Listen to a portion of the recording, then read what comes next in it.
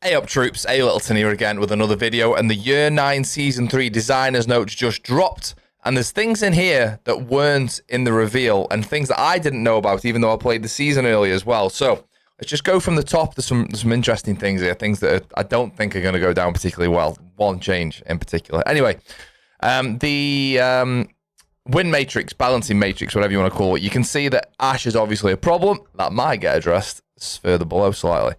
Ash is still way high up on the pick rate. The presence seen in what 57-58% of games.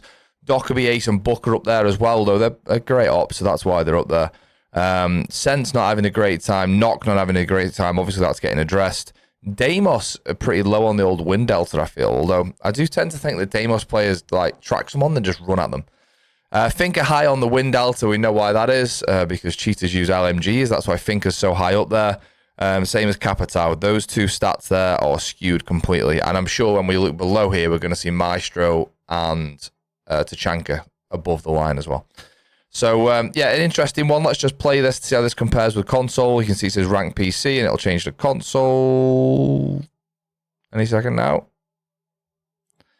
Over to console. Similar again. Ash, Ace, Book, Dockerby. Slightly different percentages, but pretty similar. Sense down below. Deimos down below.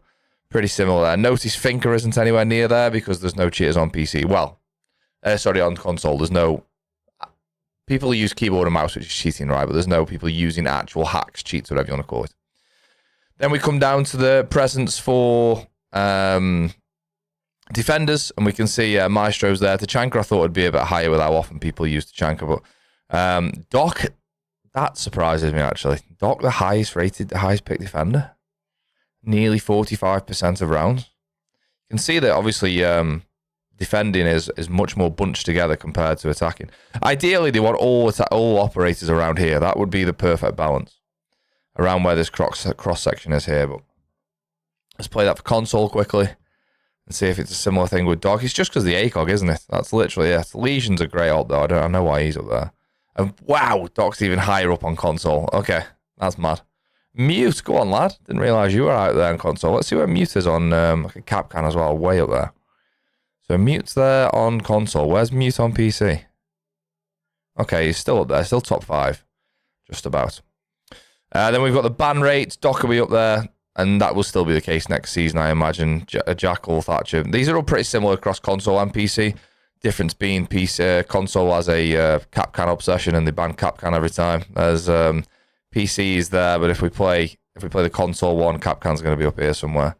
I don't know what it is about console players and not being able to check doorways, but there you go. He is up there, the highest rated, the highest band defender, which is mad. Right, operator balancing, we know about this. I made a video about it yesterday. I'll summarize it quickly for any of you who haven't seen that video.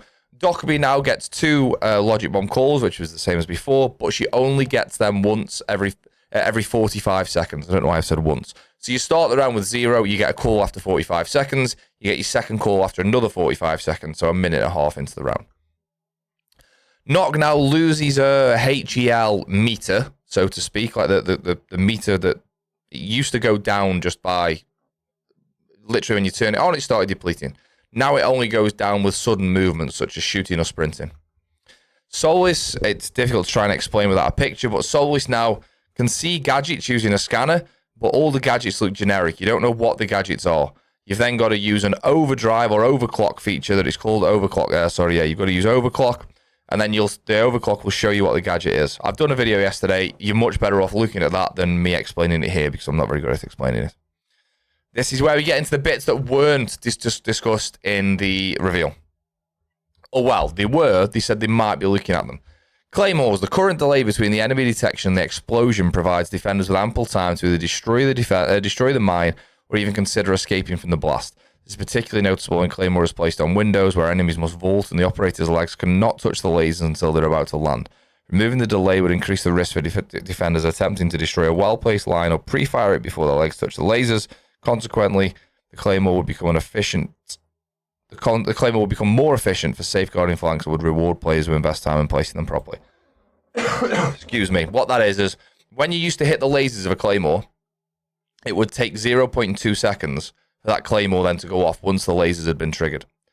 That is now 0 from what I've said here. Remove the delay between activation and explosion from 0.2 seconds. So there's no delay. So you technically still could jump out of a window and shoot the claymore before it went off, but you would have to shoot it as you're going out the window before your legs touch the other side. Before, you could jump out and you had 0.2 seconds, which doesn't sound like a lot, but it's enough time to shoot a claymore in some circumstances, provided you guess which side of the window is. If you guess the wrong side of the window, you've had it. I actually like that change. I don't think defenders should have the opportunity to shoot a claymore, or at least now it's going to be really tough to do it. Before it was, I'm not saying it was easy, but it was easier, whereas now it's much more difficult. So yeah, good change. Interestingly, I didn't realise all those attackers had claymores. Like, there's a lot of claymores knocking about there. Prox alarm, another one that wasn't mentioned on the reveal. We've noticed an increase in player feedback concerning centering the potent combination of the nitro cell with the prox alarm, especially when players depend solely on the prox alarm scoring system to activate their pre-placed C4. So this is, you'd put a prox alarm on a doorway, you'd put a C4 underneath. When you saw the points pop up because you've activated a prox alarm, you blow your C4. That's not what the game's about. You've got to play off the sound, sure, but you shouldn't be able to play off the points that appear on your screen on the other side of the map. A data analysis indicates that this tactic is not the most frequently chosen combination. Nonetheless, we recognise that the potential frustration it can cause. Therefore, we have opted to remove the score given when an enemy enters a proximity mine alarm. While Sentry can still utilise the sound cue to set off the pre-placed nitro cells, the absence of scoring means he must depend solely on the sound, which we consider a more fair interaction. Completely agree. Not getting points for a prox alarm is not the end of the world, and it means you can't just wait for those points to appear and blow the C4. You've actually got to be close-ish to the prox alarm to play it, which is fine. So they've removed the points that are triggered when you go through a prox alarm. Now, weapon balancing. We knew about this one. FMG9 this season, Nock will undergo significant changes and aims to use this chance to reevaluate the FMG9's recoil.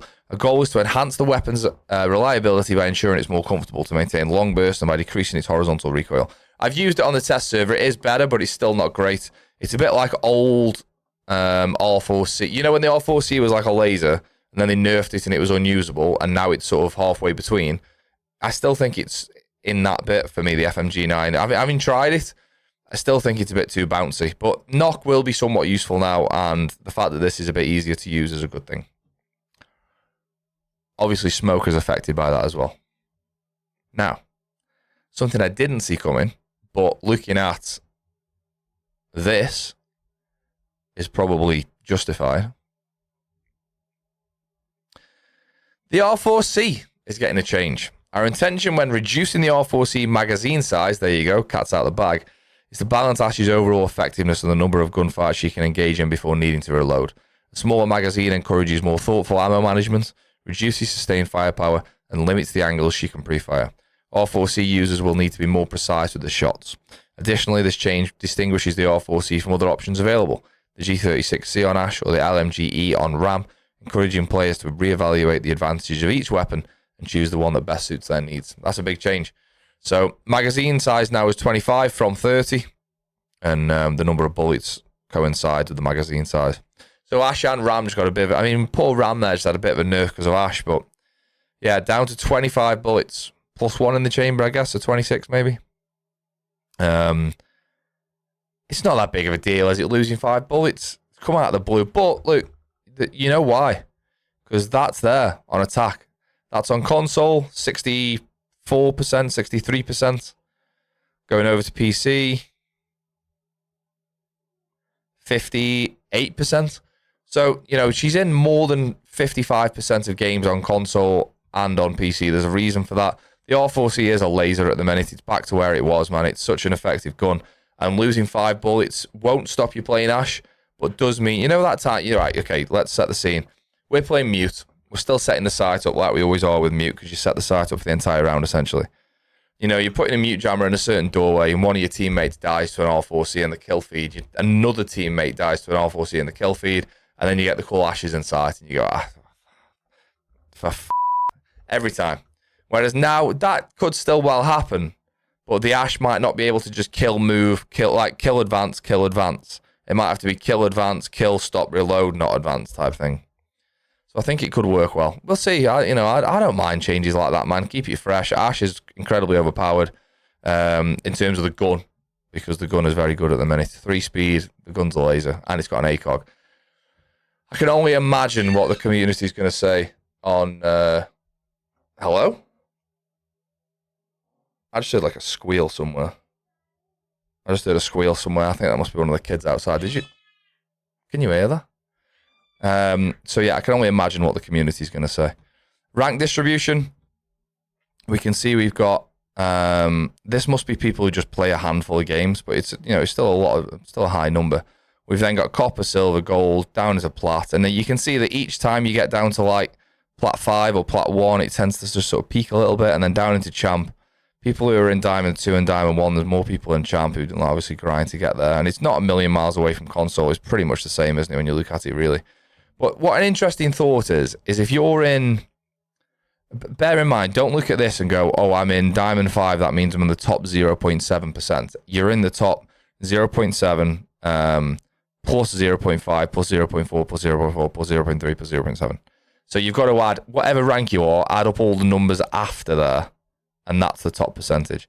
But also bear in mind that if you were to go through all of these different numbers and add them all up, they all wouldn't add up to 100 because not 100% of players play ranked. So that's PC and that's console, pretty much the same. But yeah, big changes here to... We already know about Dockerby, Solus, and Knock, but the Claymore change, prox alarm change only really affects Sentry. But the R4C change, I can only imagine what's happening on Twitter right now. And I'll have a look in a sec. But yeah, some changes that we didn't know about. And again, I don't mind the changes, man. Keep it fresh. Don't jump out of windows as a defender because you're going to get your legs blown off by Claymore now. And as an Ash, maybe just think about what you do before you have to reload again. I don't think it's the end of the world, really. Anyway, thanks as always for watching. Thanks for getting involved with the channel. Just a quick one about the additional changes to the new season that weren't mentioned. There's going to be a Scopos video going live tonight, so hopefully you get involved with that as well. Well, thanks as always, and I'll see you next time. Cheers.